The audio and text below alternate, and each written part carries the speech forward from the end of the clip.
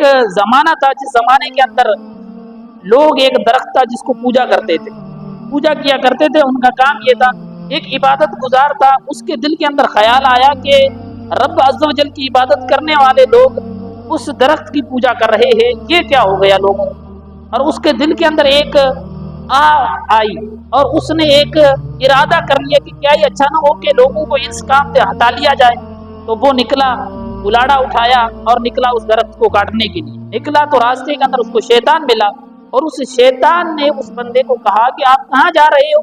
تو وہ کہنے لگا میں اس درخت کو کاٹنے جا رہا ہوں. اس نے سبب پوچھا، اس نے سبب یہ بتایا کہ میں اس لیے اس کو کاٹنے جا رہا ہوں کہ لوگ جو ہے جہالت کی بنا پر اس درخت کی پوجا کرتے ہیں، رب عز و جل کو چھوڑ کر اس درخت کی پوجا کے اندر یہ لگ چکے ہیں. اس فتنے کو ختم کرنے کے لیے میں جا رہا ہوں.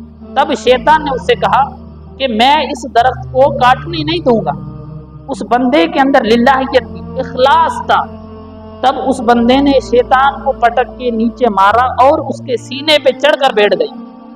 اس کے عمل کے اندر اخلاص تھا. دیکھیے عمل کے اندر اخلاص ہوتا ہے تو پھر وہ اخلاص والا عمل رنگ لاتا ہے. جس کے اندر للہیت ہو، صرف رب کی رضا ہو، تو پھر وہی عمل جو رب کی بارگاہ میں مقبول ہوتا ہے. وہی عمل بندے کو آخرت کی یاد دلاتا ہے اور آخرت کے اندر کامیاب ہو جاتا ہے. وہ آخرت کے امتحان کے اندر کامیاب ہو جاتا ہے جب بندے کے عمل کے اندر للہیت، بندے کے عمل کے اندر صرف رب کی رضا ہونی چاہیے. اچھا اس نے اس شیطان کو پٹک کے مارا اور سینے پہ چڑھ کر بیٹھ گیا. شیطان تو بڑا مکار ہے، بڑا دھوکے باز ہے. اس نے ایسا کیا کہ اس نے تو مجھے پٹک کے مار دیا، لیکن میں نے جو کام کرنا ہے اس کو اس درخت کے کاٹنے سے روکنا ہے. تو اس نے ایسا کیا کہ اس کو کہا کہ آپ کو کیا لگے کہ آپ درخت کو کاٹنے جا رہے ہو؟ آپ ایک پرہیزگار اللہ کی عبادت کرنے والے بندے ہو، عبادت کرتے ہو. جب آپ درخت کو کاٹو گے تو لوگ آپ کے مقابل کھڑے ہو جائیں گے، آپ کی اور لوگوں سے جنگ چلتی رہے گی، لڑائیاں ہو جائیں گی، کھڑے ہو جائیں گے، پھر آپ کی عبادت کے اندر خلل پیدا ہو جائے گا، آپ عبادت تو نہیں کر سکو گے. اس لیے خیر اس لیے آپ ایسا کرو کہ اس کو درخت کو نہیں کاٹو. اور اس کے ساتھ بولا کہ میں بینیفٹ آپ کو یہ بھی دے رہا ہوں کہ آپ جب بھی نماز پڑھو گے، نماز پڑھ کر اٹھو گے، مصلی کے نیچے 1 درہم تمہیں ملے. جب بندے کے دل کے اندر لالچ آ گئی، للہیت ہٹ گئی، گمراہ ہو گیا، شیطان کی باتوں میں آ گیا، بولا تو مجھے کیا پڑھی ہے؟ جب مجھے نمازیں پڑھنی ہے، ویسے بھی پڑھتا تھا لیکن اب نمازیں پڑھوں گا تو مجھے درہم بھی ملیں گے اور واپس پڑھ لیتا ہوں، مجھے کیا پڑھی ہے کہ میں اس درخت کو کاٹوں. اللہ اکبر. وہ بندہ واپس جاتا ہے اور عبادت کرتا ہے، مصلی کے نیچے دیکھتا ہے، درہم ملتا ہے اس کو. یہی روٹین چلتی رہی، کافی عرصہ گزر گیا. لیکن کچھ عرصے کے بعد ایسا ہوا کہ وہ مصلی کو اٹھاتا تو اس کو درہم نہیں ملا. پھر اس کو جلال آیا، پھر غصہ آیا، اب تو مجھے نہیں مل رہا. پھر جا رہا ہے اسی درخت کو کاٹنے، کلاڑا اٹھایا. شیطان نے دوبارہ پوچھا، دیکھا اور پوچھا کہ اب کہاں جا رہے ہو؟ تو وہ کہنے لگا کہ میں جا رہا ہوں اس درخت کو کاٹنے کے لیے. تو اب دیکھیں ادھر ہمارے لیے سبق. اب شیطان نے اسی بندے کو پٹک کے مارا اور اس کے سینے پہ چڑھ کے بیٹھ گیا. تو وہ بندہ کہنے لگا کہ میں نے تو تمہیں آزمایا ہوا تھا، تم سے زیادہ میں طاقتور تھا، لیکن یہ کیا ہو گیا کہ تم نے مجھے پٹک کے مارا ہے. تو شیطان نے جو جواب دیا ہے اس کے اندر میرے لیے اور آپ کے لیے درس، اس کے اندر میرے لیے اور آپ کے لیے سبق ہے. وہ جملہ کیا تھا؟ اس نے کہا کہ پہلے جب تم جا رہے تھے درخت کو کاٹنے کے لیے تب تمہارے دل کے اندر صرف رب کی رضا تھی، خلوص کے ساتھ جا رہے تھے. اب تم جا رہے ہو درہم کے لیے، اب تمہیں درہم نہیں مل رہا ہے، اس وجہ سے تم بڑھ رہے ہو اس کام.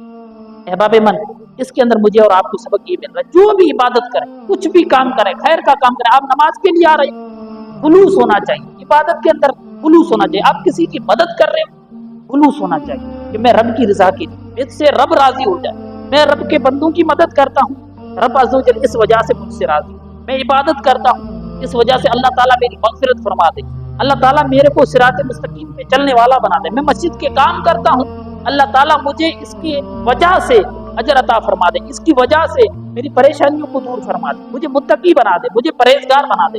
یہ جب ہوتا ہے جب بندے کے دل کے اندر خلوص ہو، رب کی رضا ہو، بندہ اور بندے کا رب. تو آج سے میں اور آپ عہد کر کے اٹھیں کہ ہم اپنے عملوں کے اندر انشاءاللہ ریا کو دخل نہیں. شیطان بڑا مکار اور فریب دار ہے، فریب دیتا ہے، دھوکہ دیتا ہے انسان کو اور اس کو گمراہ کرتا رہتا ہے. کوئی بھی کام کرنے بندہ جاتا ہے تو اس کو گمراہ کرنے کی کوشش کرتا ہے. ہم درجہ ہے سادسہ جو درس نظامی کا 6واں درجہ ہے، اس کے اندر ہمیں کتاب پڑھائی جاتی ہے لباب الاحیاء.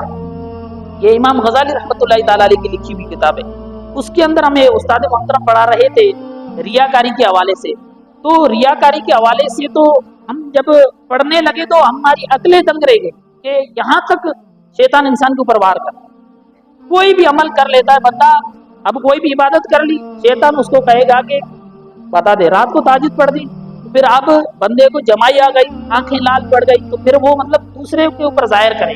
لباب الاحیاء کے اندر امام غزالی رحمۃ اللہ تعالی علیہ نے یہ لکھا, فرماتے ہیں کہ بندہ کوئی بھی عبادت کر لے اور اس کے تھوڑے موڑے تھکاوٹ کے آثار ظاہر ہو گئے, پھر بندے کے دل کے اندر یہ جو ہے نا ایک پیدا ہو جاتی ہے خواہش, یہ میں لوگوں کے اوپر ظاہر کروں. پھر وہی بندہ کہتا ہے کہ جو ہے نا رات یار میں نے تہجد پڑھی تھی, اس وجہ سے تھکاوٹ ہوگی اور اسی وجہ سے مجھے جمائیاں آ گئی. یہ شیطان کا وار.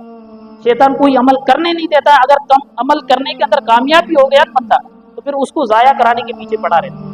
اس کے اندر بھی ریا کا دخل آ جائے, اس کے اندر بھی لوگوں کا دخل آ جائے, لوگوں کا دکھلاوا ہو جائے, لوگوں کی خوشی ہو جائے, لوگ اس کو جو ہے نا عابد سمجھنے لگ جائیں, لوگ اس کو بڑا پرہیزگار سمجھنے لگ جائیں. آج ہم عہد کر کے اٹھیں انشاءاللہ الکریم ہم جو بھی کام کریں گے رب کی رضا کے لیے انشاءاللہ الکریم. جب بھی دل کے اندر کوئی بھی خیال آئے, وہم آئے, اس وہم کو ہم اعوذ باللہ من الشیطان الرجیم پڑھ کر دور کریں.